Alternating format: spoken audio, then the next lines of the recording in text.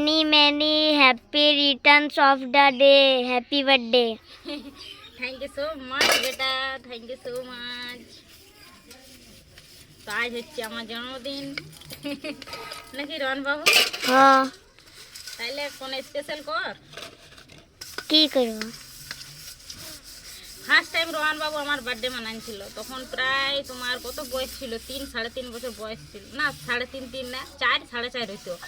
তো ও নিজের জমানো টাকা দিয়ে ও তার দিদার সাথে মানে আমার শাশুড়ির সাথে যাই পরে কেক আনিয়েছে। আমি জানি না, একদম জানতাম না, কেউ কেক নিয়ে এসেছে আমার জন্য, গিফট এনেছে। আর আমাকে বললো মা তুমি চোখটা বন্ধ করো। তখন আমি ভিডিও করতে নেই আর কি, মনে হয় করতাম নাই তখন ভিডিও।